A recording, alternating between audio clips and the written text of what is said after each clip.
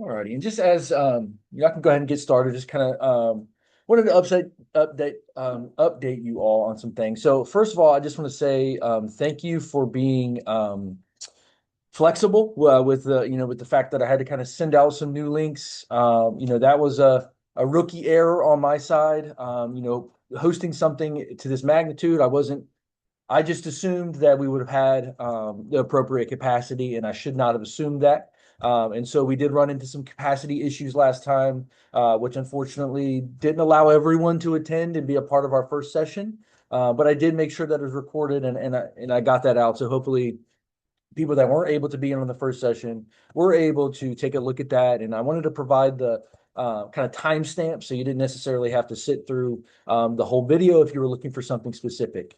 So again, I apologize for that confusion. I hope that the video was good enough for you to at least be able to get the information.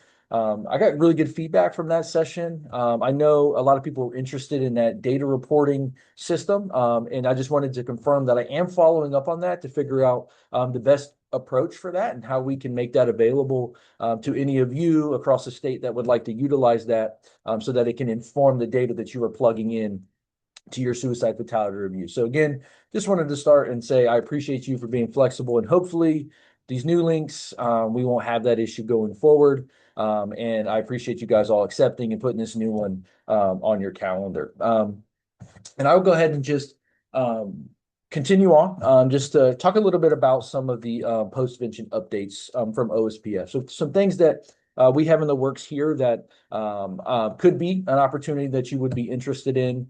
First, I want to talk about your SFR specifically and kind of that technical assistance that I want to provide for this type of work. So my role here at OSPF, being the postvention program manager, a big component of that is the suicide fatality review. And as we're moving into hopefully soon, I know the groundhog said it's going to be a little bit longer than we would like, but once we start, getting into better weather, I am extremely interested in getting out there. I want to come to you. I want to be a part of some of your meetings. I want to learn a little bit more kind of in depth on how you are navigating the suicide fatality review to find ways that Ohio Suicide Prevention Foundation can continue to support that work that you have in place. Maybe answer some questions, help you navigate some barriers that you are probably going to face. A lot of people who launch SFRs run into these types of obstacles, and so with my previous experience, but also just experience and knowledge of how all the SFRs are working around the state, I would love to have the opportunity to come out to your area, meet with you. If you are going ahead and having a meeting and you do your meetings in person, if you'd be willing to have me as a guest, I would also love that, just to be able to see how the operation takes place in your county. Again, it's something that I'm extremely passionate about, and I want to connect with all of you as much as possible so that we can continue to move this work forward. Have Ohio a place where people look to understand how, if we want to do an SFR, Ohio maybe is a place that we need to look. That's what I'm interested in. And I know that you guys want to do this work the right way, despite it being heavy and difficult work. I know the people here in this meeting are the right people for the job, and I really would just want to be there and support and help move these efforts forward. So just wanted to kind of put that opportunity out there. I know, when I started here, we had good weather, so I was trying to get out there and meet as many teams as possible. And I met a couple, but again, we're up over 40 teams, and so I have not been able to meet with all of you yet. I would love to. I know that's a tall task, but again, it's something that I'm willing to put the work in, and align our calendars together and make that happen. So if that's an opportunity that you are open to, please feel free to reach out to me, and we can get some of these dates on my calendar or my schedule, and I'll come out to you, and we'll figure out how to continue to move this work forward. And then the next opportunity that I want to talk a little bit about is our next opportunity for our retrospective fatality analysis training. So this is something that OSPF has provided in the past through RFA consultants. We previously, even before that, we were going through AAS, but now we go through RFA consultants, something that we've provided and trained individuals in the past, and we have now secured funding to do that again. And so I would love to just let you guys know of that opportunity. So the training is going to take place March 19th and 20th. So it is a 2-day training. It is an in-person training. And so you would have to attend both days to be able to be eligible for certification. It's going to be taking place at the Franklin County Coroner's Office in Columbus, Ohio. We tried to keep it centralized so that we could pull from all over the state. OSPF is prepared. We're trying to figure out all of the logistics, but we are trying to prepare to provide some travel reimbursement. Again, I don't know all of the details just yet, but we are trying to make it as accessible as possible for everyone. And then also I would like to mention, usually the training has its own fee, and then you would have to pay for certification. OSPF has worked with RFA pretty closely, and the partnership that we built has led them to waiving those certifications fees for the state of Ohio, which is really, really, really cool. And so that is something that you would not have to worry about as well. Again, all of the details regarding, logistics and maybe some type of payment are still up in the air. We're trying to figure that out. There might be like a small fee for lunch or something like that, but you would not need to pay for the training itself or the certification. And then again, once we go through the application process, because we are only able to train 25 individuals for this cohort. So there would be an application and a selection process. Once I'm kind of done with this first part, I'm going to put the application in the chat here. Has some prompt questions that if you are interested in this opportunity, I would like for you to answer those questions, and then you can just email that right to me. So I'm going to make sure that I compile all of that. And so if and when we get to the selection process, we'll be able to look at those questions in the way that you answered them. Because again, we want to make sure that this work is being done. It's really important to inform our suicide fatality reviews. The information that you're pulling through an RFA is extremely deep dive information that can lead to very robust and actionable recommendations to prevent these tragedies from happening again. So we really want to make sure that the individuals that we are training are going to go out and do this work and be able to inform their suicide fatality review efforts with the information that comes through here. And so with that, it does kind of have some eligibility criteria, which everyone here on this meeting has that. But essentially what we're looking for is people that have some type of experience in social sciences, public health, healthcare. Death investigation is a really important one because again, you're already kind of doing this work. You're already collecting this information from the family when you're on scene, or if it's a hospital case, when you're connecting with them at a later date. But this is all kind of information that you're already collecting on the surface from a death investigation perspective. But with the RFA, you're diving just a little bit deeper. And then there's just a strong focus on the lost survivor themselves, which I find extremely important, making sure that we are collecting this sensitive information appropriately and safely for the lost survivor, because we're not, again, trying to re-traumatize anyone by collecting this information. And then kind of that goes off to the next kind of criteria that we're looking for, is that we are looking for individuals with experience in conducting those types of interviews or collecting some type of sensitive information. So if some of that criteria falls in line with you and you feel like this is something that you could do and provide that for your community, I would strongly recommend that you apply. I've been through this training before. I've been through the AAS one as well as the RFA. And again, I really, really enjoyed the RFA one because of that kind of sole focus that it has on the lost survivor themselves. Additionally, the certification process will offer mentorship. It offers where you can kind of reach out, ask some questions about, hey, how do I connect with the lost survivor? How do I ask certain questions? Because again, it's not an easy task. It can be challenging to get this information from a lost survivor. It can be, again, traumatizing for yourself to receive this information. And so this mentorship allows you to ask some of those questions, and people who are doing this work across the United States can come together and work out answers for those types of questions, which is really cool. They will also provide you with pathways that align with your goals and the position that you have in your community. So that kind of extra step is just something that I really enjoyed from taking both of those trainings. The certification process would entail you to do a review, RFA on for a real case, and so you would need to have connections to lost survivors who would be willing to go through this process with you. You submit that report that would then be reviewed by the RFA consultants, and then upon them accepting that work, saying, "Hey, you did this safely, appropriately, and you collected the information that can inform these efforts in your community, that's when you then would become officially certified to do this type of work in your community. So again, once we kind of move forward through here, I'm going to make sure to post that in the chat. So if that is something that you are interested in, I have a little bit more of a kind of excerpt about what RFA is. And then I'll make sure to put their website in the chat as well, in case you wanted to look into that and see it on a deeper level as to what they may offer through this training. I know we're a couple minutes ahead here, but those are just kind of some of the updates that I had. And then real quick, does anyone have, before we kind of get into the other content, does anyone have any questions about either, the SFRTA or that RFA training that I just mentioned?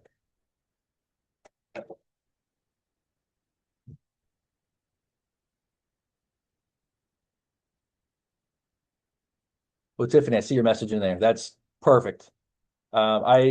I knew that when they had originally reached out to me for it, I knew that it probably would need to go through the Ohio Department of Health to figure out how that would work, which might end up being more of a locality thing, but that's perfect. Thank you for following up with that.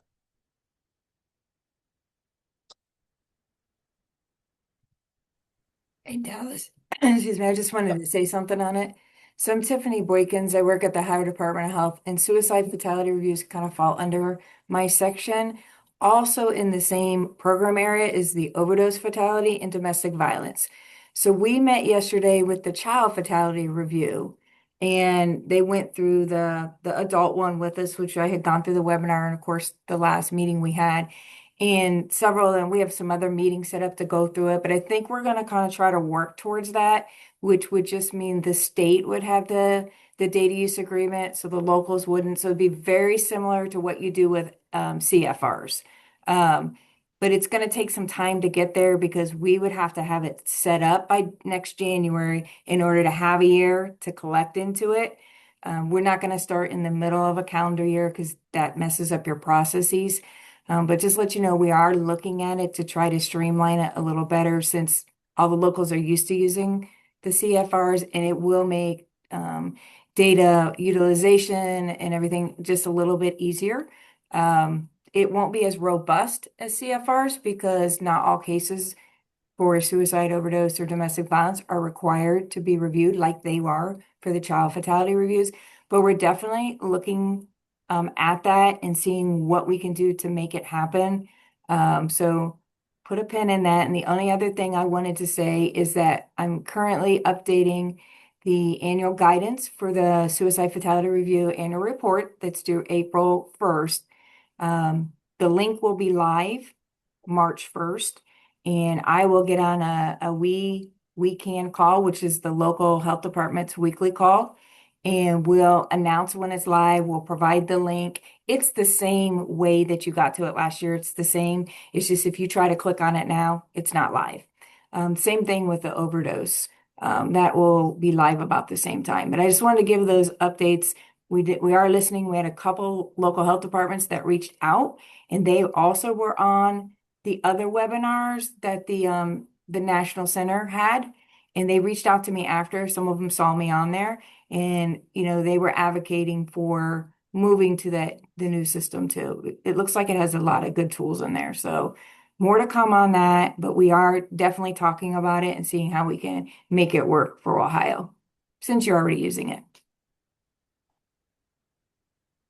And real quick, I want to answer Angela's question in the chat, and then I'll go to you, Linda. So I did go ahead and post the application for the RFA. So that is something that you're interested in. You can just answer the prompts of those questions and email it to me directly. And Angela, I would like to get all responses. I would like to have a decision made by the 20th of this month, just to give people some time to prepare for any travel that may take place. And that can allow me the time to make the selection as well as start to kind of facilitate the information regarding,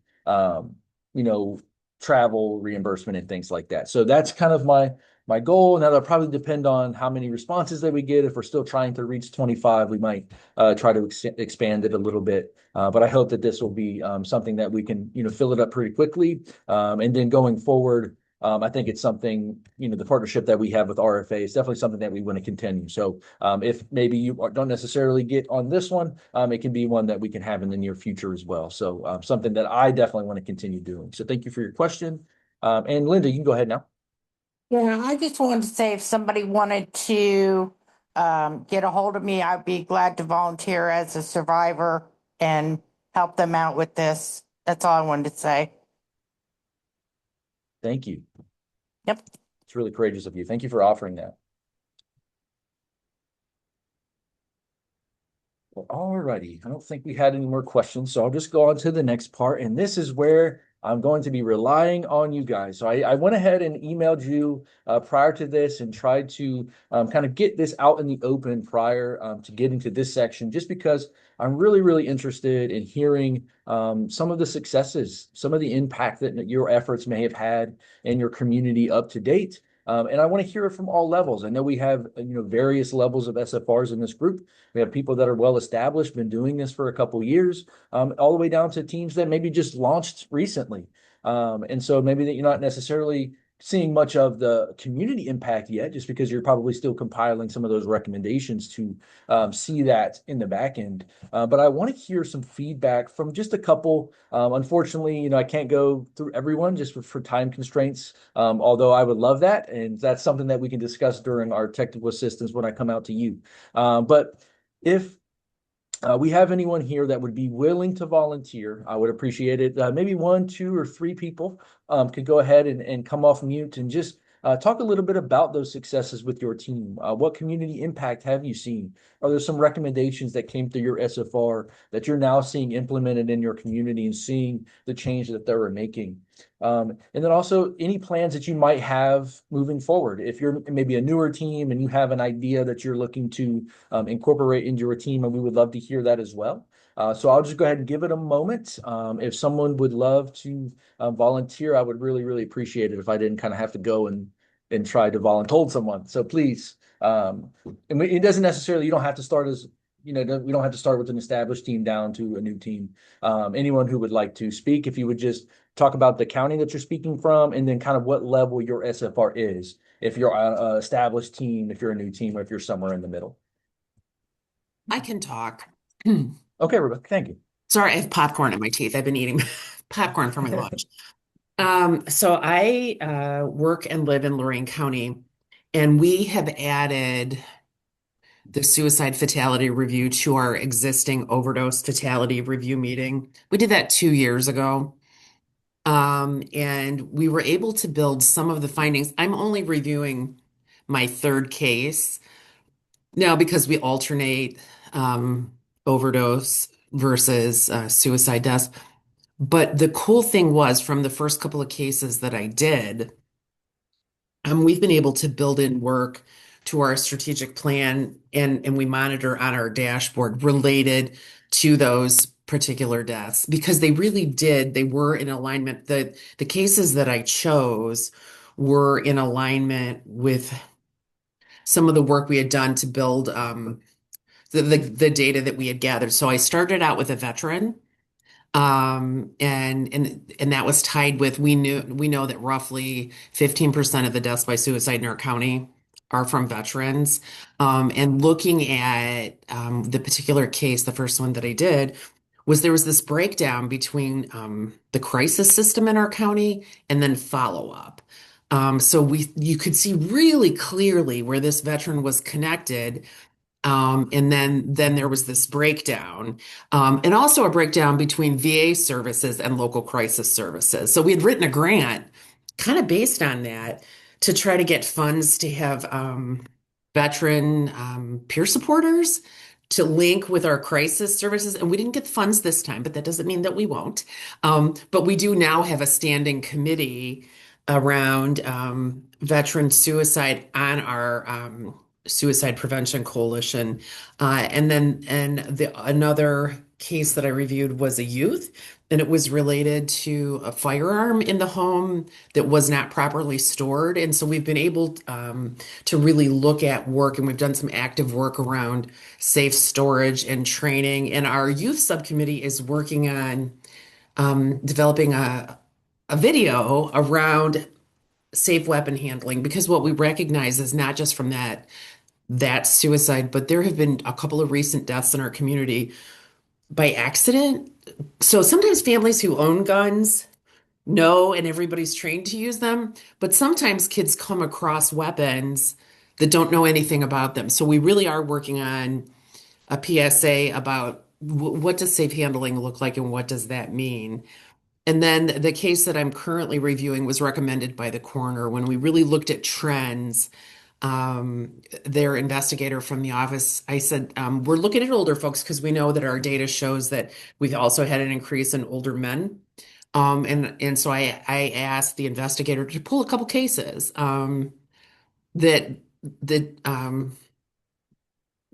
probably needed to look into. So we really have been able to thus far, and again, only three, but build what we found into the work of the coalition.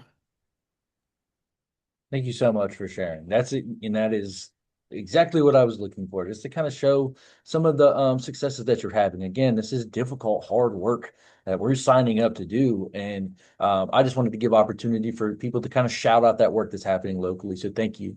And then anyone else would like to share? I can provide a perspective from someone is starting out our Perfect. Thank you. SFR for the first time. So Athens County, Ben Ashcraft's Athens County Coroner's Office, we are starting our first suicide fatality review meeting next week. We've had frequent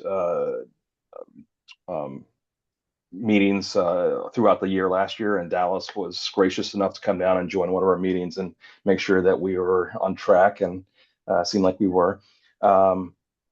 We had obviously been doing the Child Fatality Review Board with the county since I've been a part of the coroner's office here in this county, but it was we had we have a high university here in our town, and we had a few suicides in 24 that involved the city parking garage. And it led the city actually to review those cases and kind of come up with some ideas that the community could do to help prevent further tragedies, which kind of sparked in my brain after visiting the Columbus Convention a couple years ago, that this is something that we need to do down here in our county, the suicide fatality review. So to give you an example of you had mentioned, Alice, about an intervention that was done. Although we haven't started our formal fatality review board yet, in that city meeting that we had, the city, their implementation was to get a two-way audio system and a one-way video system into the dispatch center at the Athens Police Department.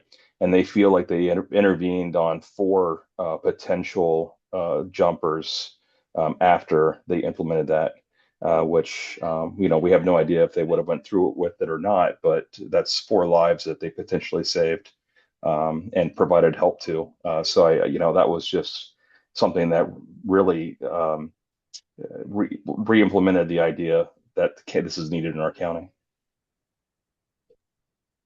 Thank you. And I was hoping that you were going to share that example, because I know that I got to hear a little bit more about that when I was down there with you guys in your meeting, and just kind of see, it was really cool to see how many people came around your table and even before having something like this set in stone, we're able to see the importance of it and the need for this type of review to put things in place like that, where, maybe prior to diving into that, you wouldn't necessarily think about maybe that was something that you guys could do or would do, or how it would benefit you.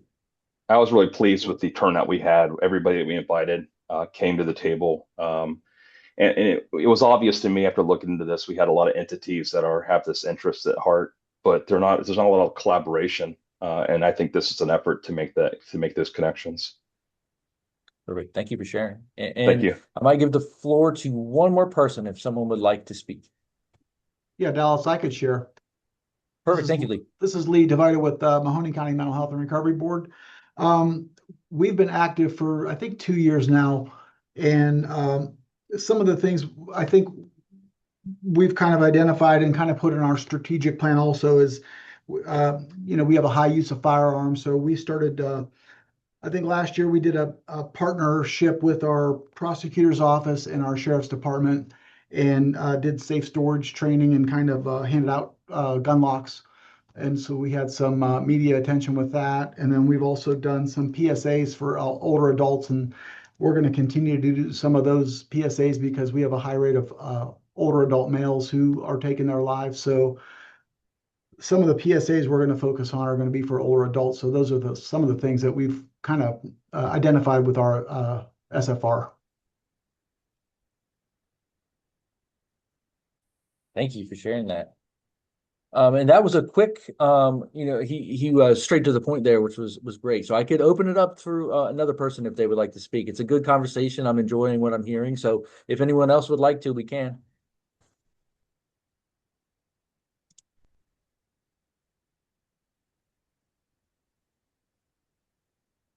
Okay, that is perfectly fine as well. So we'll stay on path here and online. So now if Ahmed, if you want to go ahead and start sharing your screen, I'll just go ahead and go through your bio and we can get to that point. So we're going to go ahead and go transition over into our guest speaker here.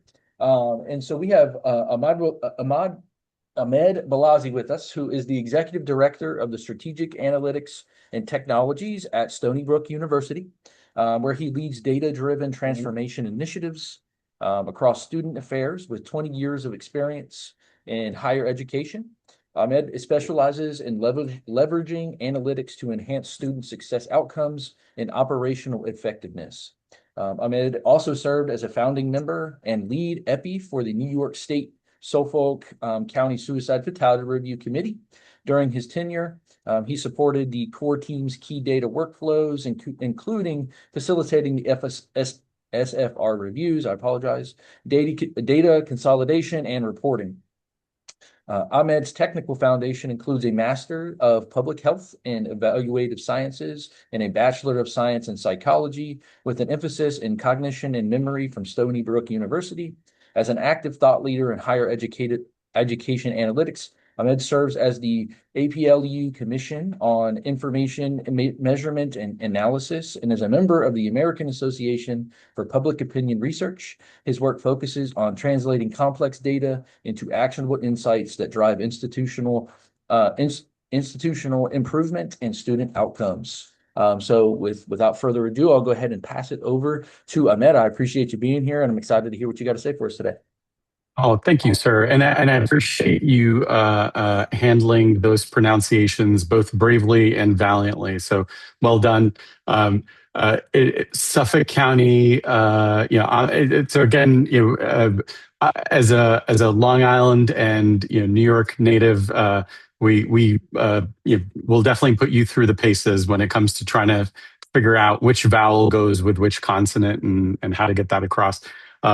Just to do a quick sound check, can you all hear me okay? And perfect. Okay, I see some nodding. And then brilliant. And just also on the visual check, can you see a title slide with lessons learned from early implementation? Does that look clear on your all's end too? Okay, excellent. Yes. Brilliant. Thank you. And thanks for also letting me listen in a little bit. I'm super impressed with the spectrum of where you all are at, and when Dallas and I kind of strategized what maybe I could share with you. We also had a colleague of ours, Sarah Heavey, included, and so this is almost sort of set up as a part one to another part two. Her and I typically we do the VA and the SAMHSA circuit, and I love what she shares because she really gets into some of the more kind of contemporary and advanced sort of manifestations of how an SFR review or even how implementing the suicide prevention, suicide intervention and review matrix might sort of manifest or how it might be applied. And so with that little bit of preface, I'll also share, a real significant shout out to both the U.S. Department of Veterans Affairs and the Substance Abuse and Mental Health Services Administration. They, along with the New York State Office of Mental Health and a few other kind of key hero stakeholders, were the folks that sort of made our implementation in New York possible. And so, a lot of what I'm going to share with you comes through that process.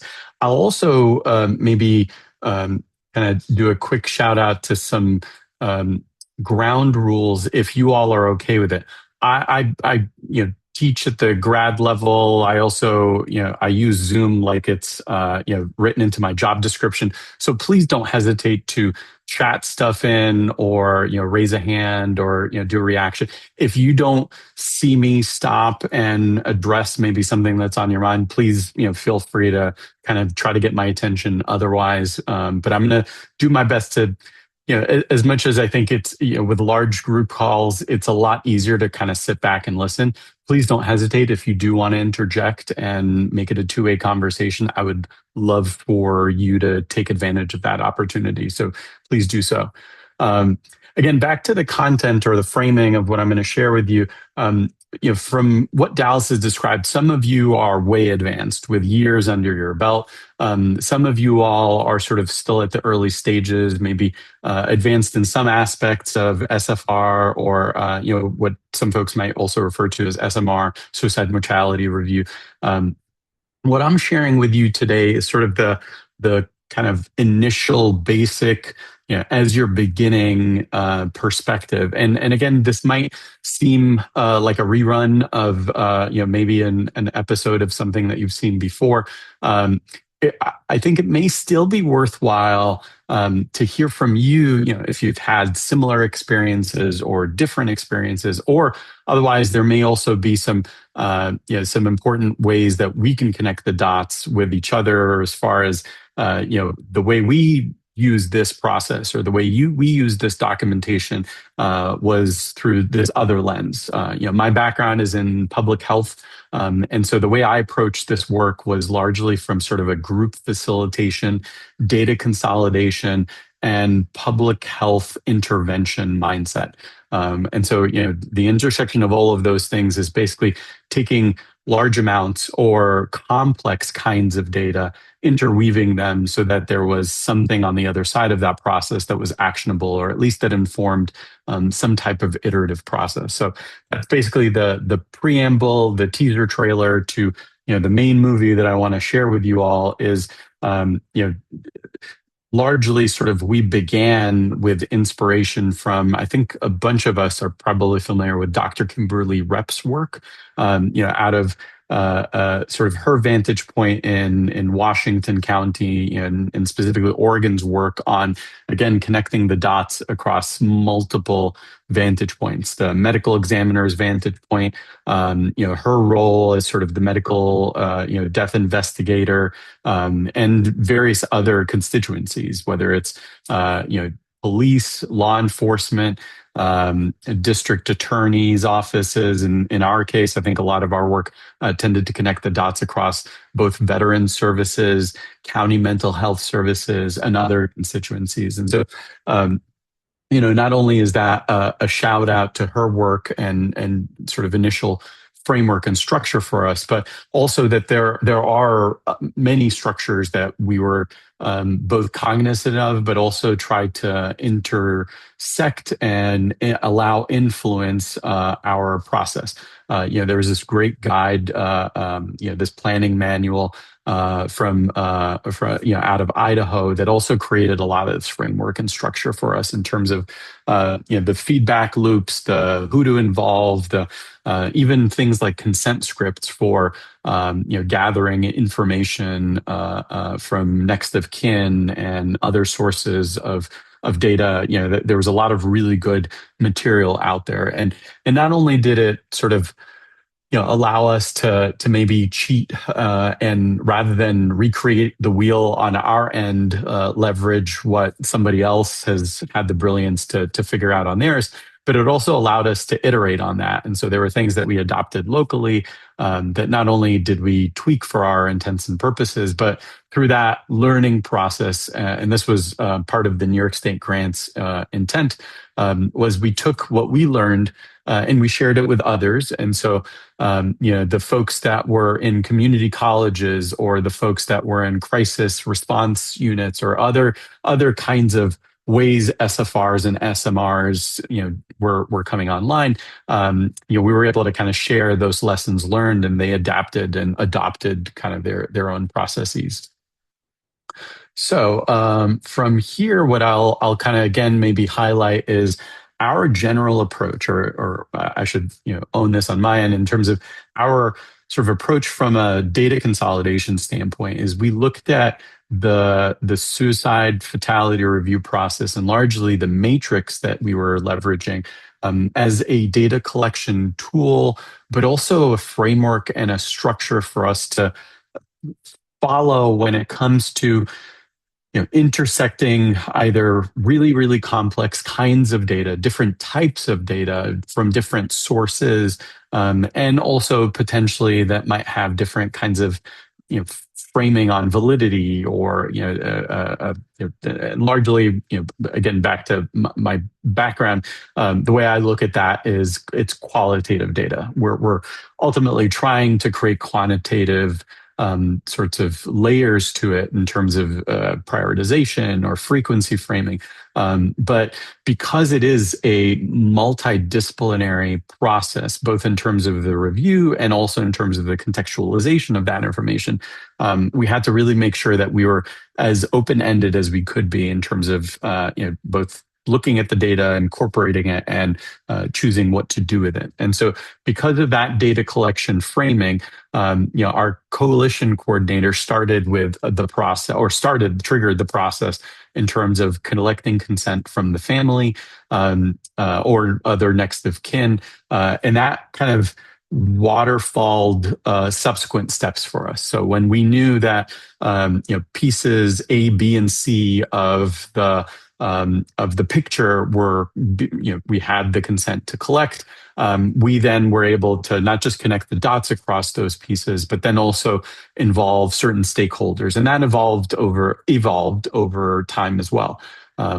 Next, as sort of the most vital kind of step in our process, was that the medical examiner, or in other counties, the medical death investigator, or the OEM, or any number of folks, depending on kind of your type and status, were involved in completing what was called the Suicide Consolidated Risk Assessment Profile. So this was the primary data collection or data content element that we were using to then apply those other layers, whether it was from legal affairs, or from veterans affairs, or from our suicide crisis response units in the hospitals, or in the in the county. That initial suicide consolidated risk assessment profile, and again, this is highlighted in a lot of what Dr. Kimberly represents, was sort of our primary kind of skeletal structure that we applied a lot of that other informational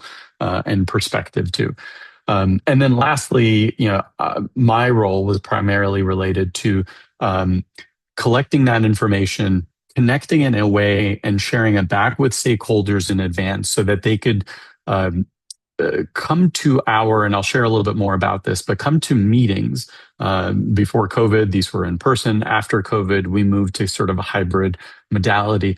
But come to these meetings with either information that they could share, or just a perspective of how they might connect the dots from their vantage point, whether organizationally, or I heard some folks talk about victims services areas, or shelters, or domestic violence clinics, or intimate partner violence services. They all had really nuanced and really important perspectives that then my role was to sort of act as the travel agent in between, to connect the dots both in the meeting, in advance, and after the meeting. And so, as I alluded, the meeting participants, we started off primarily with a few key stakeholders, obviously the medical death examiner and the crisis team leadership. But over time, and in addition to that, county mental health services. But over time, we also added in additional folks, the emergency response group, the behavioral emergency response group out of our primary hospital, our comprehensive psychiatric emergency program folks, We included over time also folks from our district attorney's office. We included not just one type of law enforcement, but we noticed that, again, the sheriff's office had a specific vantage point. Our county-based police department had another vantage point, and there were other agencies that were also involved that represented sort of important um, points as well in that process. And so, we grew sort of this meeting participant group pretty intentionally.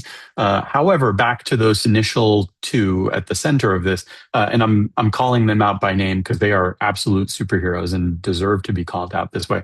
But Meryl Cassidy, who is our local suicide crisis response leader, and Kathy Dokum, who is our New York State representative in this work, were both, the primary go-betweens, facilitators, in the way that you might think of a movie having a producer.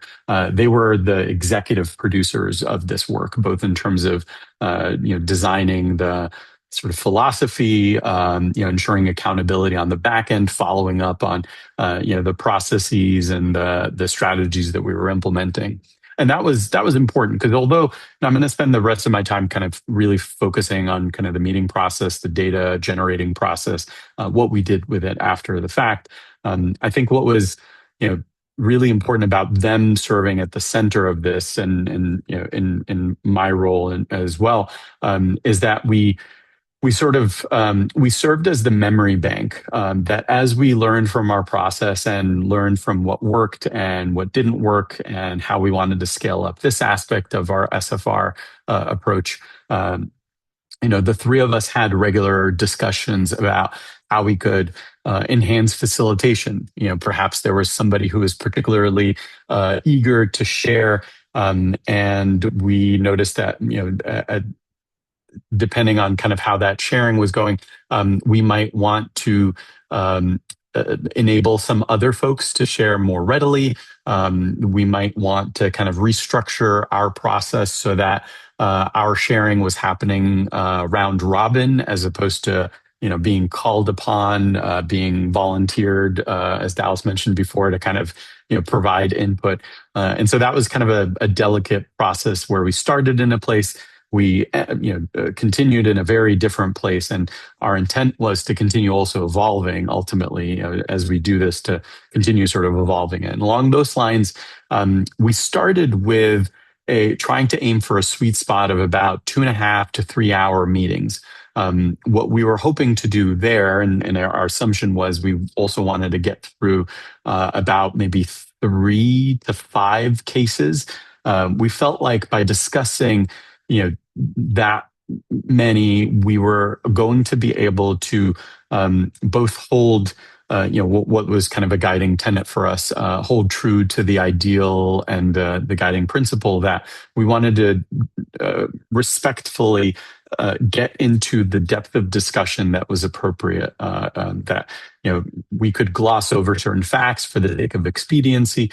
While that was possible, we didn't want to kind of lean too far into that, maybe enticement. We wanted to really spend our time, discuss things thoughtfully, and also allow for internally our own process for managing kind of vicarious trauma or other sorts of things that, as members of the SFR team, we wanted to also be cognizant of that.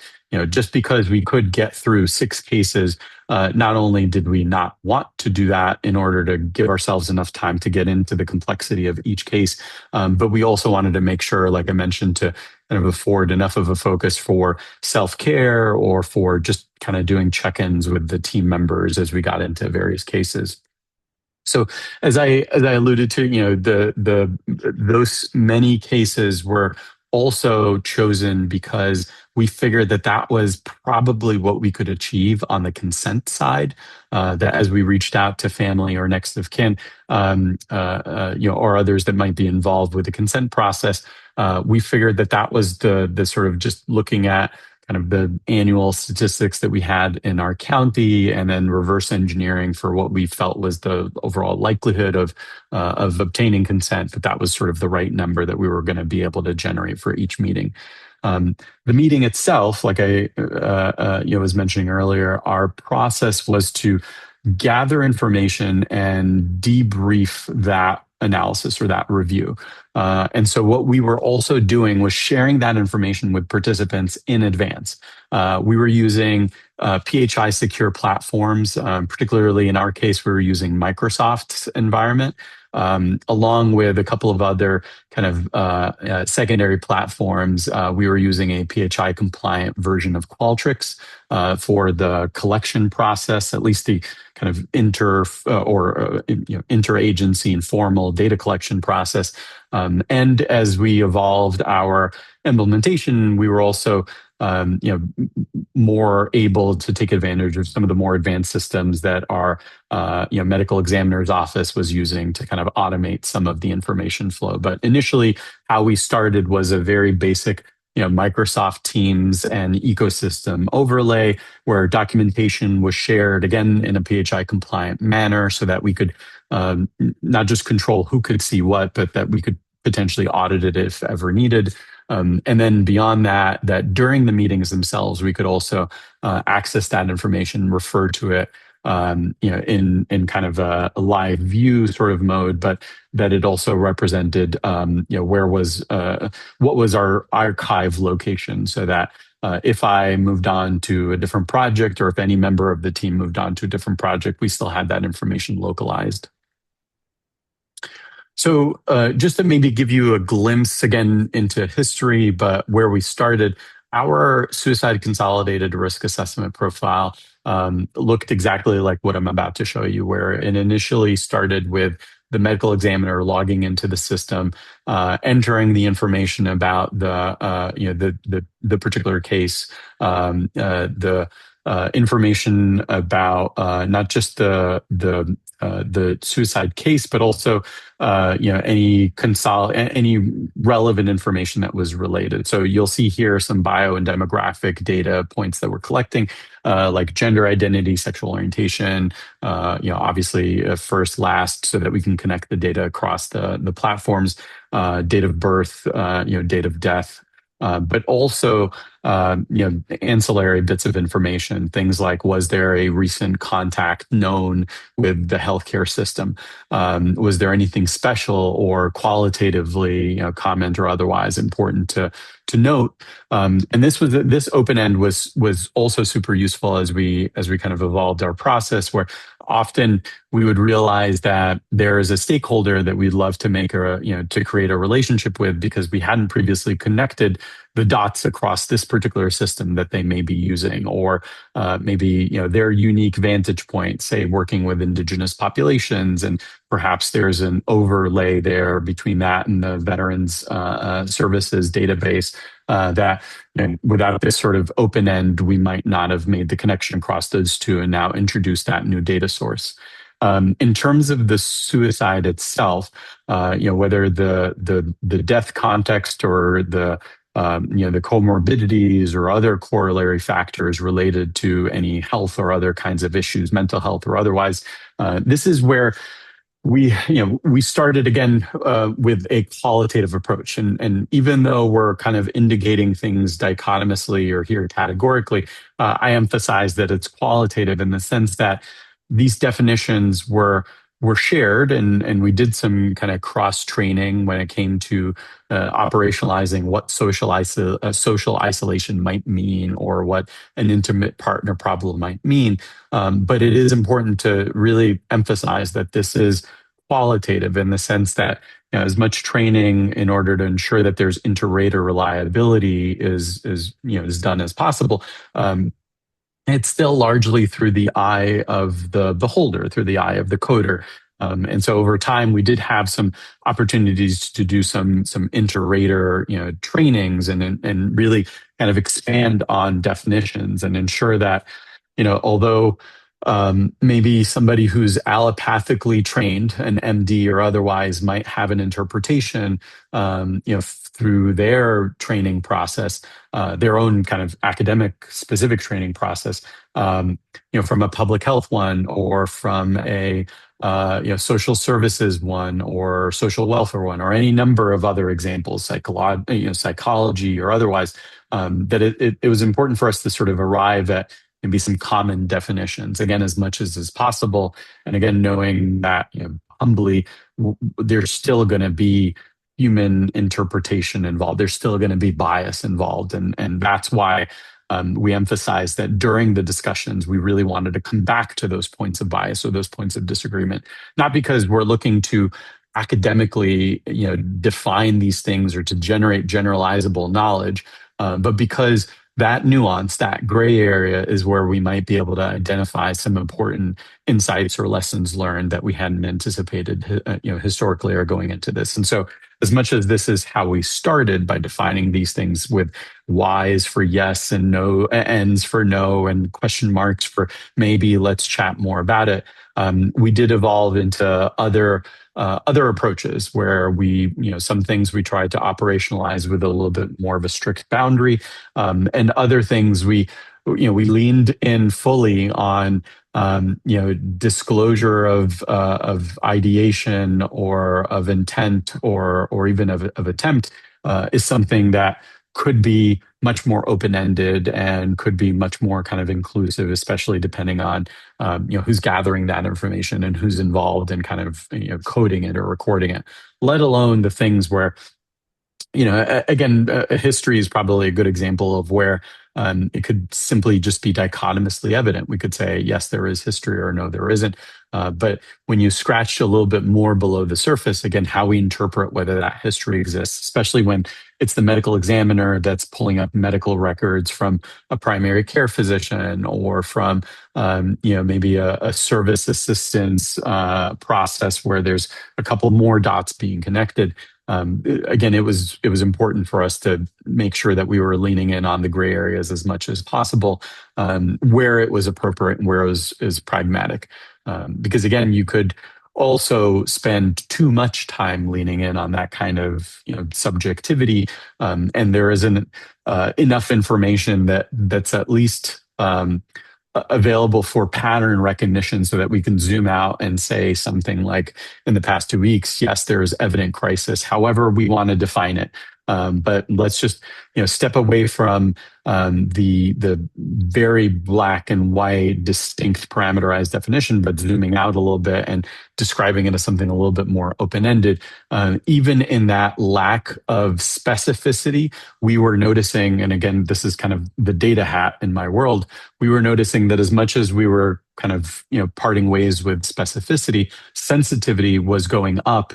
And we wanted that. We strategically wanted to ensure that even though there may be false yeses in here, we're okay with the false positives, because that allows us to ensure that we're not losing any of the insight that comes from the true positives, the true yeses that could inform our process in terms of following up on family relationship problems or financial problems or relating. We found really significant correlations between eviction, loss of things like loss of housing, financial stability, job related issues. And again, you could probably connect the dots there, that by being a little bit more expansive in kind of our coding of types of crisis, we're also able to to have our perspective also broadened in terms of connecting the dots and zooming out and saying, potentially there might be something that factors up to financial stability, or something that factors up to even affordability or access to means, or a whole host of kind of back and forth, both protective and also risk factors.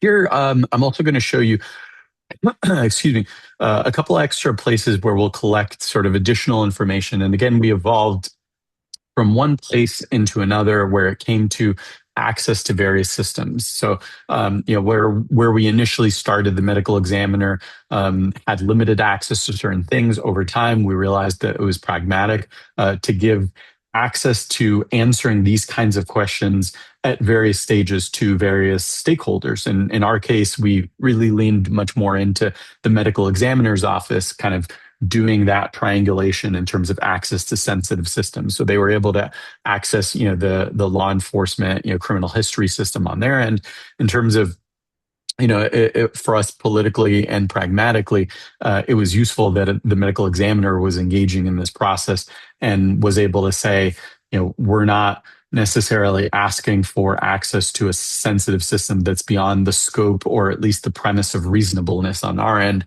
And so it's just almost a matter of getting the technology and the legal folks to kind of, agree to that justification, as opposed to, this guy, Ahmed, who works at Stony Brook University, he's helping out in this manner, volunteering on our team.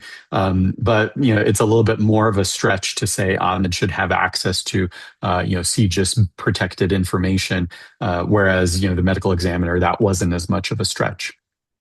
So, and again, I'm just going to do a quick check on the chat. So please don't hesitate to stop me if you want me to hold on at any point. But looking like we're okay. So the next part of our process was the review process. And I alluded to this a little bit ago. So we share information with folks ahead of time, but then, after that sharing has concluded, and usually we try to aim for about a 2-week window at least. Sometimes we can give folks a lot more time than that. But we generally sort of remind folks we'll be meeting about a month from now. Please check the Microsoft Teams folder. We're meeting about 2 weeks from now. You should be able to see 3 cases in the Microsoft Teams folder if you haven't seen it already. They include A, B, and C, and by virtue of that, we sort of hope for at that point, folks, the stakeholders that I showed you earlier, to have accessed that folder, read through the materials, both the scrap and other documentation that we have authorization and consent to share. It can include things like notes from the detective or other first responders on scene, all the way to, again, the medical examiner's conclusion, or at this point, the kind of their statement or their analysis of where we're at. Generally speaking, just in terms of timeline for time of death to the point at which we're actually discussing these things, generally months have passed. So rarely are we actually sort of in the middle of a process in terms of both the medical death investigation or otherwise. So generally speaking, we're talking sort of about past tense when it comes to status or analysis or things like that. The way we start off our meetings is with a roll call, just to kind of identify who's in the room, who's going to be contributing, not to toot people's horns, but really just to kind of identify the vantage points, almost like a positionality statement for a researcher, where we let folks know, yes, I'm law enforcement. Yes, I have scope over X, Y, and Z. I've been doing this for this many years. Here's an interesting fact if we do some ice breaking. But largely it's sort of meant to get an understanding of who's in the room.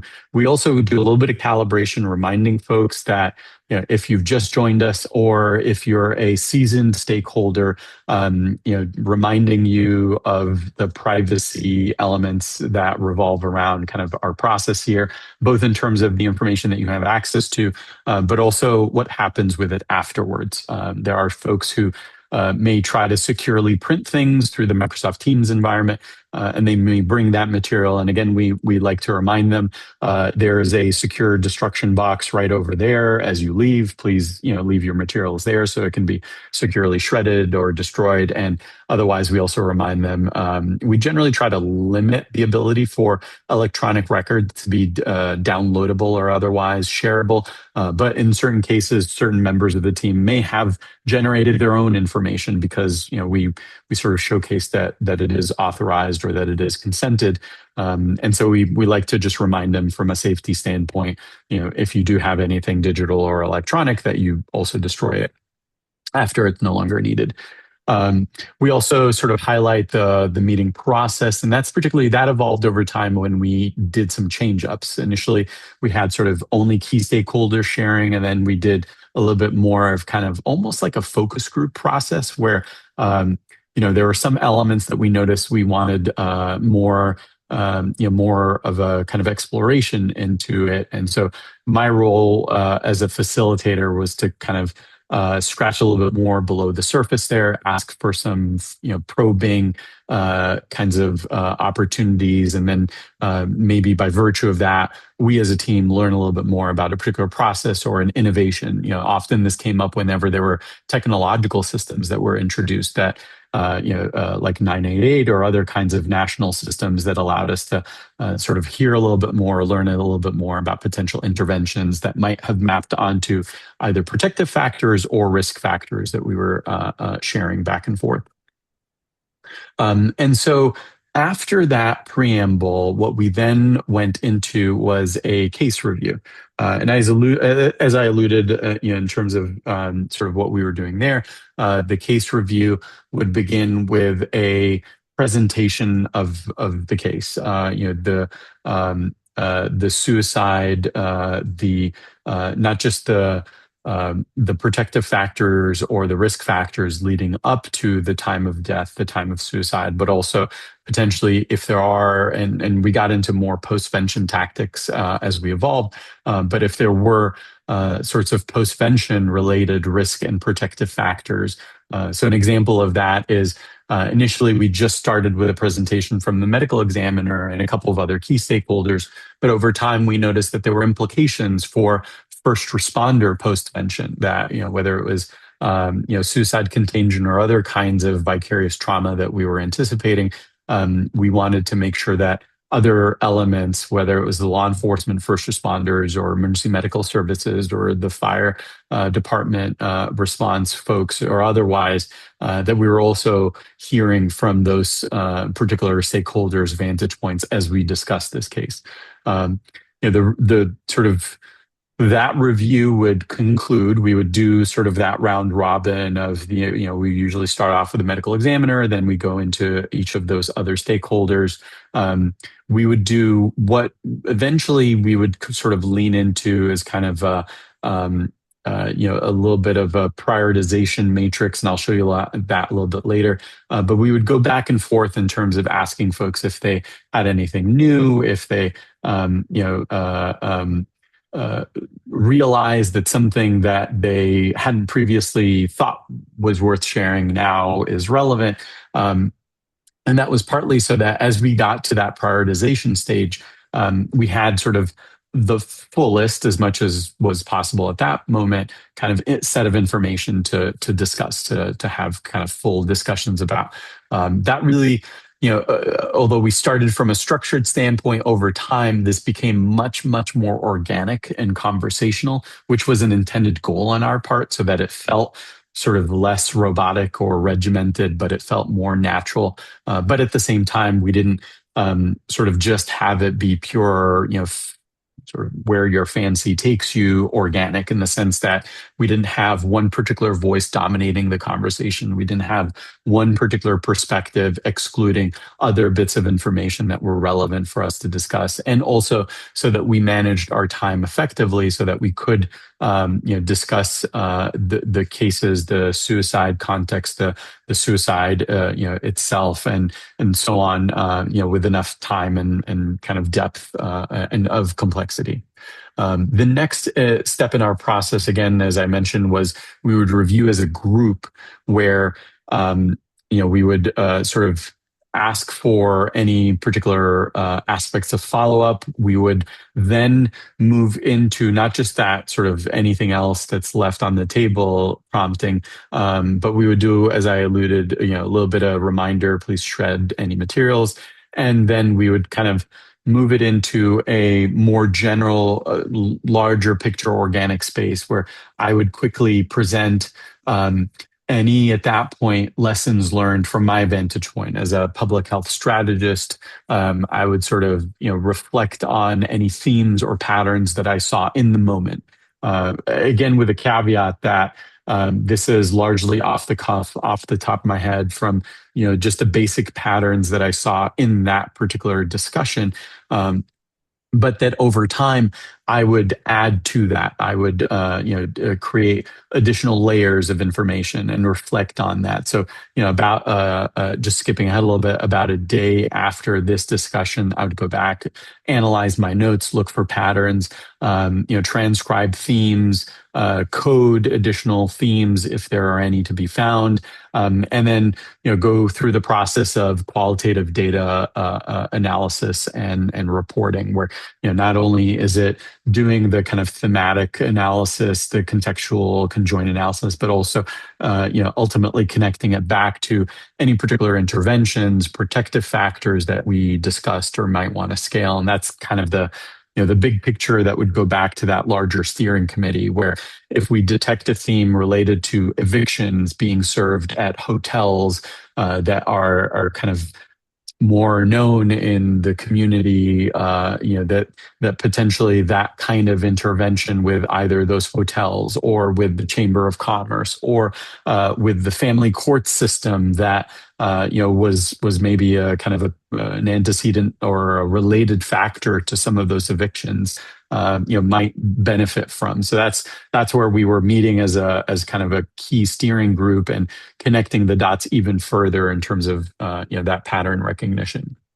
Back to the meeting itself, we would do one more quick check-in, and we called it open floor Q&A, but in reality, what we were similar to what Dallas did just a little bit ago, we would do just one final check-in just to see if anybody else has anything else, or forever hold your peace. But largely we switched it over at that point into a quick self-care activity or reflection, just to see if there was anything else that we could do to focus on ourselves as not just the stakeholders, but as folks that might be experiencing some things, whether it's vicariously or through any other mechanism, are important to pay attention to. And that was important from the get-go in terms of kind of just self-care values, but also got much, much more important as we included additional stakeholders, whether it was advocates or allies or others, whose voice was super, super important. And we're coming from as many of us do, coming from various places of personal connection or otherwise, and so it became a really, really important practice that we carried out. So I'm just going to, whoops, I think I went back. There we go. So I'm just going to do a quick time check on my end. And okay, good. So what I'm going to take you through next is sort of the suicide, not just the suicide consolidation matrix, but how it specifically manifests in terms of the matrix, the risk and protective factor matrix that we try to translate from that initial matrix into the secondary one. So this is the one where we as a group, we have this posted up on a board when we were meeting in person, or in Zoom we have it as one of the shared screens, and we would add into it. This is what it looks like on my end. I would have both, and this is not just de-identified, but it's also fictitious. I sort of scrunched together a couple of things that the folks at the county said were okay to share, which is also why you're going to be looking at very historical data, nothing particularly kind of contemporary.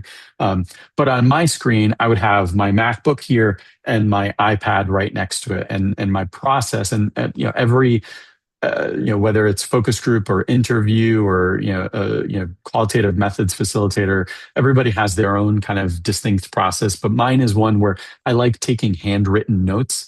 If I have additional folks, helpers, observers, that definitely takes a lot of the pressure off. But my process is usually to take handwritten notes about kind of contemporary observations, how people are interjecting, how body language might implicate, things that are in addition to the actual kind of feedback.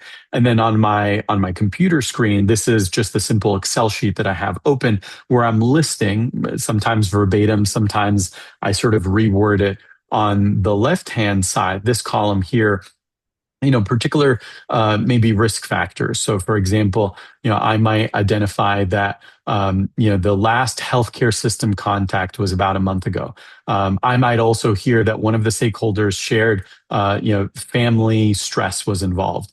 Maybe somebody related custody issues. Maybe somebody else talked about prescription drug use. And then as I hear these things, sometimes, like I said, I list them verbatim. Sometimes I come back and I highlight that something was shared a couple of times. And so then I give it a relative frequency. For example, here, you might notice that custody issues came up. And so after the meeting, I might go back and then kind of consolidate some of these, or at least capture higher order themes and say that one might have been a 5 because I might group them more thematically. On the x-axis, what I'm looking at here or what I'm writing out are either protective factors that I've identified or ones that we go into the discussion knowing that we want to map onto these protective factors because we've established them as a leadership team. So things like, effective clinical care for, both for mental health, physical, and substance abuse disorders. Access to clinical services, restriction of access, specifically to means, connections to family, and so on and so forth. And so these are the kind of protective factors that we'll prescribe ahead of time. And then in these boxes are where, when we go back to that round robin process, we say, as a team, all right, we've chatted through some risk factors. Thank you to the VA folks. They highlighted a really important point. We added it on there. Thank you to law enforcement. They also, importantly noted that there was history of violence, based on kind of their database perspective. And now, based on how we might connect the dots across those two, could there be potentially screenings that a family court or other type of legal proceeding we might recommend, because that's the moment at which maybe some of this complexity or some of this risk or protective factor might be not just emanating, but perhaps it might be an intervention point. It might be a point at which we can kind of look at the causal inference and do some type of interruption. And so, another example of that might be, if we trigger gatekeeper interventions at various points. That was one that we came back to pretty frequently. And not just gatekeeper intervention, but also gatekeeper training. Whether it's using, QPR or other types of regimented materials, or even something kind of more specifically developed for a particular group or for a particular target area. Again, as you could see, during this process, we're paying attention to the frequency weight of both the risk factor and the protective factor. And at the result of the discussion, we're sort of annotating, and this is something that participants would do as well. So I would collect these notes. They would share back from their perspective where they were adding in bits of information, or where they were adding in maybe what they might have noticed, maybe something that I didn't hear, I didn't ensure sort of a collection on. And then we would add all of that information, share it across each other. And one of the things when I say share it across with each other is we would share back sort of an ongoing running list as our observations collect over time. We start with a few cases, and then the next time we have a few more and a few more. And as we collected information, you could imagine that we were able to start zooming out and making inferences about patterns, both on the risk factor side, but also on the potential protective or system level intervention side. And this is where we also, where I would also go back and look at some of the higher order patterns and themes and structures that were emanating, and then create, examples or at least archetypes of intervention systems, things like, potential interventions related to school services or transit services or veteran services. And as a leadership team, we would then also apply relative frequencies or weights to these. This is where I loved hearing from other teams about their approaches as well. That as they had these really rich and complex discussions, they would also zoom back out and whether it was applying different kinds of approaches where they were attaching frequency weights or they were attaching agreement weights or other kinds of things. They were sort of finding patterns just based on the perspectives and how those perspectives would maybe align. So if we do have a perspective that aligns on the Chamber of Commerce being a potential intervention point, could that translate specifically to distilleries, or is it just at the bars, or is it just at X, Y, and Z? And that's where we noticed sort of the importance of that next step. One other, and I'd be remiss as a data person to not share this, one other outcome of this process is we did the same with the actual raw data that resulted from these discussions, as well as the matrices and the kind of the initial raw data sources. And we did things like pattern this data. And I hear a lot of you all are doing some really cool and advanced things along these lines. And since we started back in 2017, we've also kind of moved more into some of the inferential spaces like factor analysis and other sorts of more generalizable data analysis techniques. But just to show you where even we got started as a demonstration of basic stats, even doing things like looking at age just for modality, you could see how we were able to show stakeholders not just this sort of eyebrow fancy stats report that this obscure person from a university is sharing with them, but their own data that they shared from their perspectives that they're intimately familiar with, because they're familiar with this story, with this case, with the context, the history of this person, who they were, what they meant to people. All of those things, we were able to kind of create a connection between point A and point B in terms of that larger inferential data story, and highlight that there are risk factors that either can validate their perspectives to say, not only is it this group over here, but it's also this other group over here that again might validate their perspectives, or might create some new inferences for them, so new insights where they can say, yeah, I hadn't considered it that way before, and we've done our due diligence that way. Again, whether that's on gender, on sexual orientation, or even setting aside biographic and demographic factors on context related to history, comorbidities, whether that's at the systems level, like access to services, or even at the time of death, sort of correlations. We had some really important insights that even at this most basic level of just simple Excel-based analysis, we were able to kind of generate some really important insights around the kind of vital nature that crisis response, or that immediate access to support and services, or connecting the dots across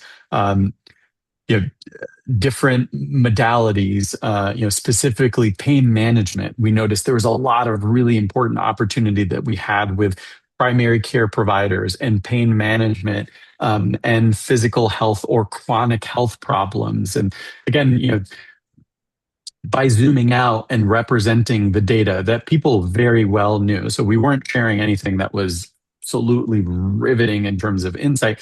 For some, maybe. For some folks, this was a little bit of a light bulb. But for many of us, it was an opportunity to connect the dots across areas that maybe we hadn't previously because of the silos that we operate in, either for governmental structure reasons or other kinds of reasons. This really gave us an opportunity to sort of add more voice to these things that we were seeing in our community.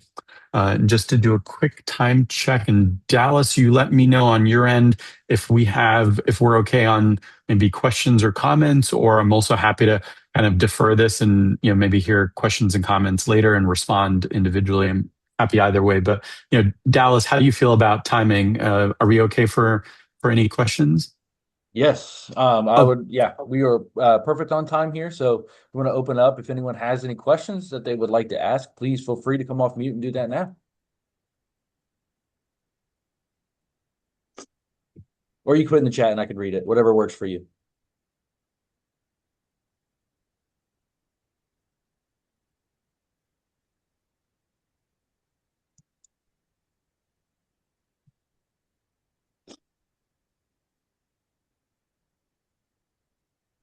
in addition to focus group facilitation, some of my background is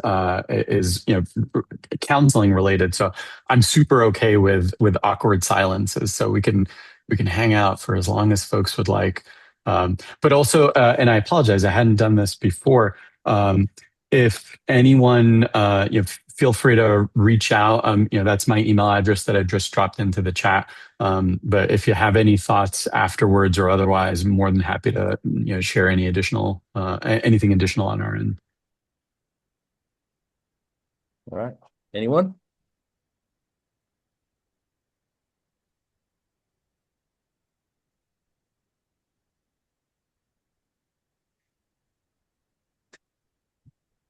All right. Michael, no worries at all. Nothing to forgive.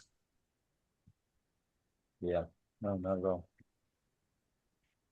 Perfect. All righty.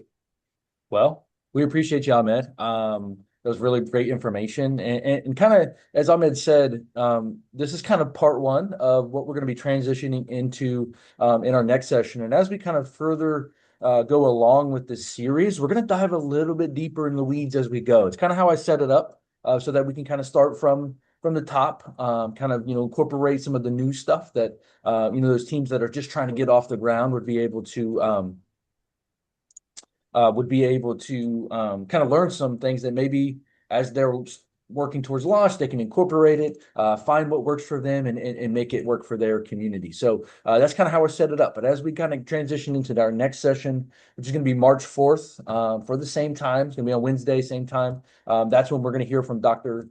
Sarah Heavey. And she's kind of give us our part two to what was just shared with us today. And she's going to talk a little bit about navigating that subjective data that is coming through our SFR. And then as we continue on, we're going to even dive in even deeper, get some death investigation perspective. We're going to talk a little bit more about the recommendations and implementing our recommendations, how we can create, certain programs to track the implementation of our recommendations, things like that. So as we move forward, we will dive a little bit deeper into the weeds. And again, that's how I set it up. So I know that, maybe some of this beginning stuff doesn't work for everyone because again, we do have some pretty robust teams that have been doing this for a long time. But even as someone who facilitated for a while, there's still things that I can learn from other people and incorporate it now into, processes that we were doing, find ways to improve, change something, find out ways to just continue to evolve. A big part of the SFR is always taking a step back, reassess, figure out what we might be able to do a little bit differently to then take that additional step forward. So appreciate all of you being here today. Again, appreciate you, Ahmed, for sharing that for us.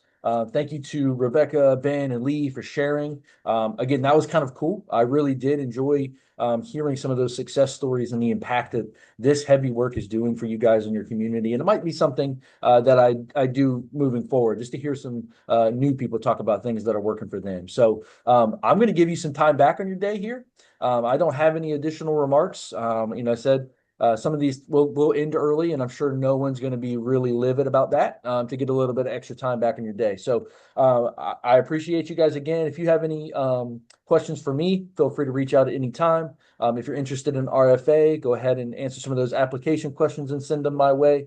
And if you're interested in any in-person TA, please reach out to me. I would be really excited to come down to your community, figure out how this is working in your community and find ways that we can move it forward. So thank you all for being here and in champions in the postvention space. And I'll see you next time.